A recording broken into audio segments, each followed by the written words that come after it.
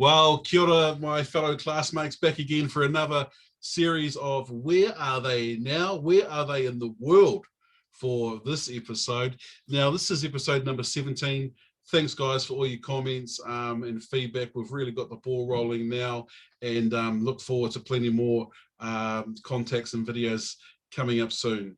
Right, we are going live to Japan right now for our next our former classmate. Now, I know this guy well because we sat either behind or I think he was behind me or in front of me in our first form class in 3PB, 3 Peter Blake. He was a first 11 footballer and quite a handy one at that. And I know he's been overseas for a number of years. Look, guys, it's time to reconnect and to say hello or konnichiwa to Haydn Wypych. G'day, Haydn. G'day, mate. G'day, everyone. Konnichiwa. Wow. What a wonderful blast from the past it is to both see you and hear your voice again, man. Nice to see you. Thank you very much for having me. It's a pleasure to be here. Thank you. Oh, you're welcome. I know the guys will get a real buzz out of this. Look, let's get straight into it because there's plenty of things I want to find out. Look, recap your years for us at Stream. What took you there? How many years were you there? And why don't we start with that? Sure. Well, I grew up in the old valley, Stokes Valley, and we moved to Silverstream about Form 1. So I went to St. Brendan's, Form 1, Form 2. And then was on to Stream, 3rd form, 4th form. And at the end of 5th form, my family, we moved to Australia, moved to Brisbane. They got a job over there. So we all followed him over. It was only going to be for 1 year. So the plan was to come back. But then it turned into 2 years. And by then I'd kind of finished school. So we ended up in Oz. So yeah, I had 3 years at Stream, 3 great years at Stream, left at the end of 5th form. That's amazing. So that means that you made the first 11 pretty young, pretty early. Yeah, that was early days, either 3rd form or 4th form, I think. Wow, fantastic. I forgot that you had left in our, what'd you say, 5th form year, halfway through or towards the end? At the end, right at the end of 5th form, right at the end, left at 5th form. So obviously, what type of school did you go to in Australia and whereabouts was that? It was in Brisbane. It was really similar to Stream. It was called St. Joseph's College Nudgee, and it's a bit of a rugby school. Players like Rocky Elsom, Elton Flatley, John O'Connor, those kind of blokes went there. Nice. So this little Kiwi kid turns up and the first thing like, "G'day, mate, how's it going? You play rugby from New Zealand, you play rugby, brah." Sorry, I play soccer, mate. Okay. So we moved past that and had a couple of years there. It was very similar, boarding school as well. I was a day boy there and had, a couple of years there and then finished that and then went on to, uni after that. Fantastic. So tell us about that, because that's the next question. So what did you do after your immediate year after school? So what university did you go to over there and what did you end up studying? I studied communication and went to QUT, Queensland University of Technology in Brisbane, down in the city. Turned a 3-year course into a 4-year course. Had a little bit too much fun. That's all right.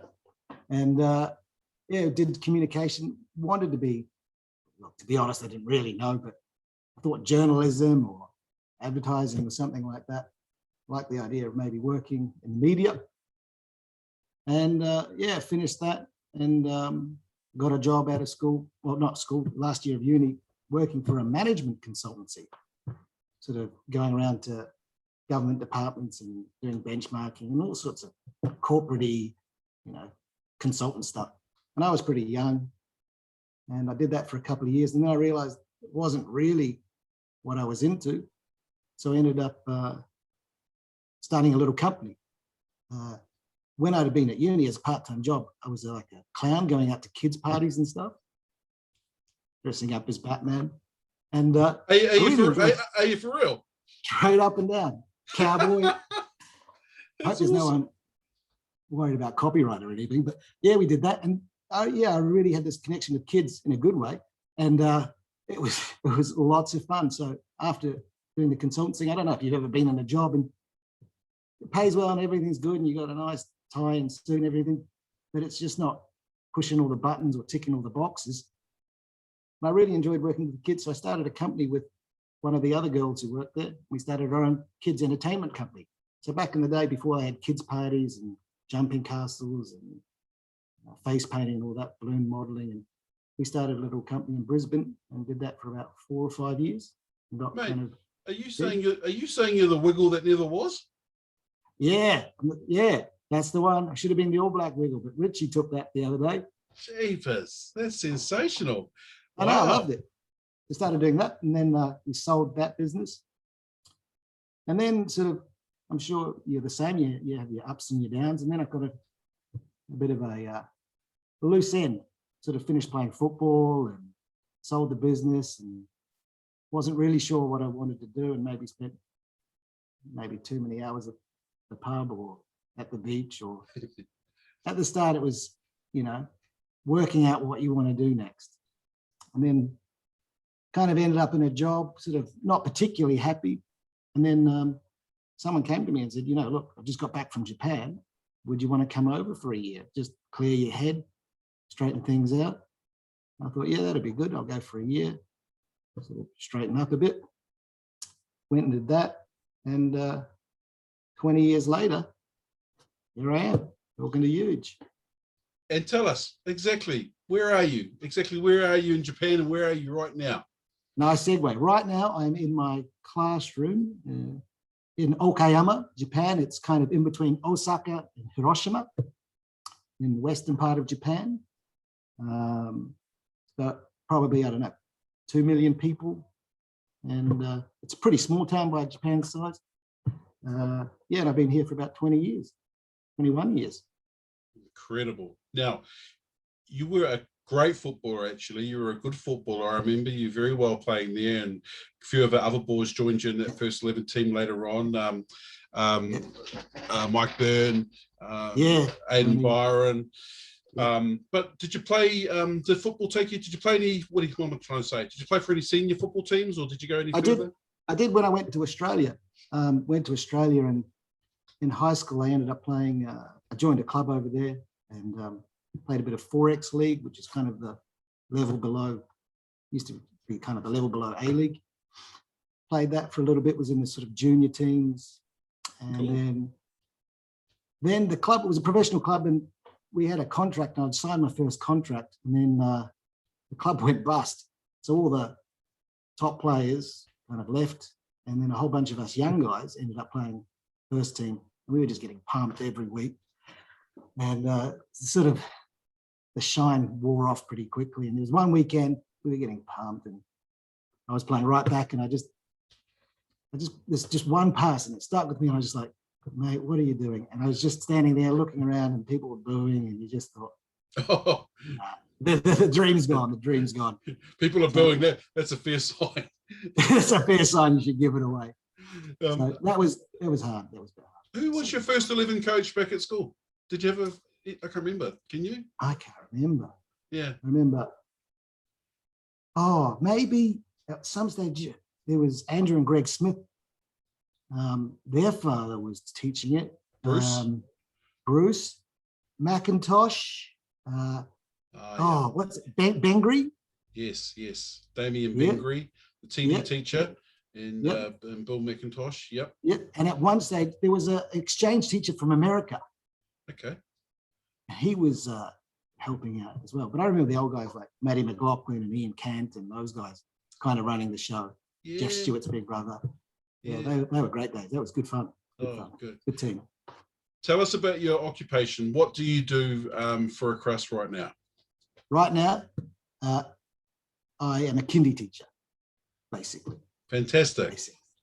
Basically. We run a little daycare here in Japan at International School. Been doing that for about 7 or 8 years, this school. And before that, I had another one for about 10 years and then moved on to this new one, a bit smaller. The other one's getting a little bit complicated. Yeah. I'm sure lots of people out there, with staff and things get bigger, the thing that attracted to you, kind of, kind of comes a bit hard work. I gather you've been in Japan for, I think you said around 20 years. Yep, that's right. So fluent Japanese now? No. Should be much better. Should be much better. All right, I'm going to ask you anyway. A little bit corny, but can you look? Just give us a couple of sentences, maybe a welcome, a big hello to the guys in Japanese for us. 皆さん元気ですか？こんにちは。僕はヘイデン・ビビックです。よろしくお願いします。今日は友人に話してますからすごい良かったです。皆さんよろしくお願いします。これから頑張ってください。Just said, thanks everyone for having me today. It's great to be here. It's great to be talking to you. It's a top bloke. Good luck everyone for the future. Keep working hard and I wish you all the best and prosperity for the future.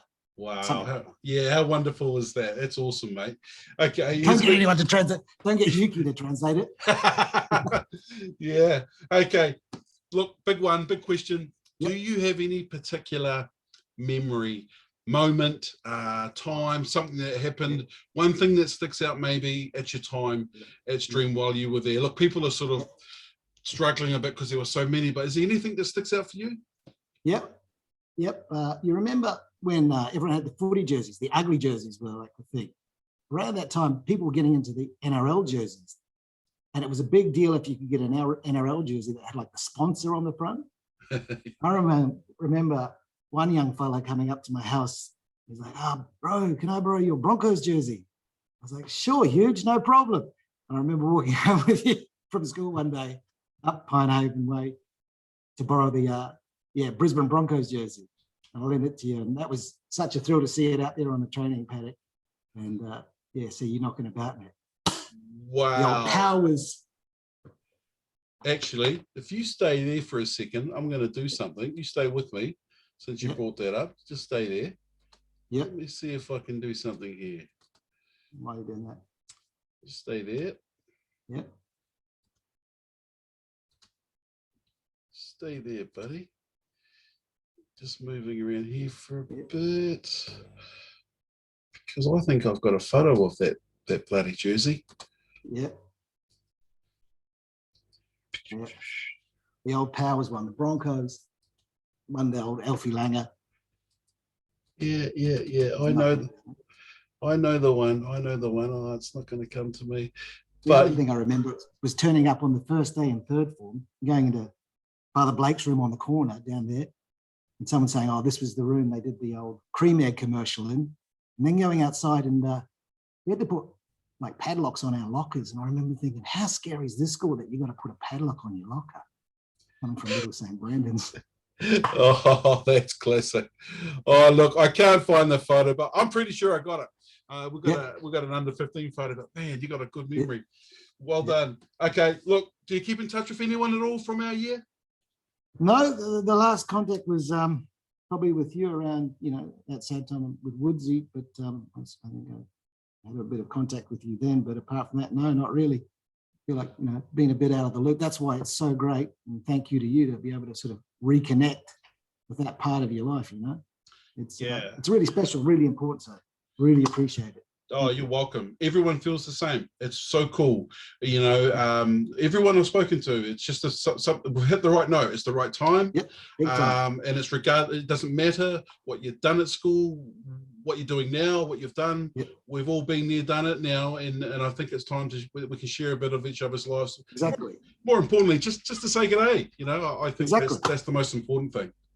100%. And one of the things that, you might not be on Facebook, or you might be on Twitter or something, but a lot of the time you're still looking at the newsletter that might come out or a message here and there. You might not be active, but you're still involved and you're still participating. So there's a lot of dudes out there in the woodwork, and I'd encourage them to come out and just say good day. Yeah, 100%. It's really good. Now, look, your family. Are you married? Yep. Do you have children? Yep. Married to Mariko. We've been married for about 10 years. 2 boys. Joshua, he's 9, and Marcus, he's 7. Wonderful, mate. Sorry, 7. Yeah, 2 little boys. Oh, fantastic. And I must say, I'm quite impressed with that head of hair you've got on there, mate. It's sensational. You haven't lost a thing. Well, we're in lockdown. We're one of the states in lockdown, so can't get a haircut. So we're just going through what you guys had to go through back there. we're probably about 12 months behind you. So I'd love to get a haircut. Yeah. Maybe Hey, no, you're looking good. Okay, look, bit of talk going on here about the upcoming Olympics and whether they should or should not be going ahead with the current state of the world. What's the feeling over there?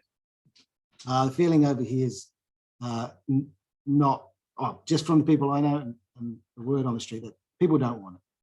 People are scared. People are worried. Yep. People have had to make sacrifices. People can't travel. People can't do anything. People can't go out. People can't come in. We've got teachers that used to work at the school, have gone home for holidays and they're stuck in England. They can't get back in.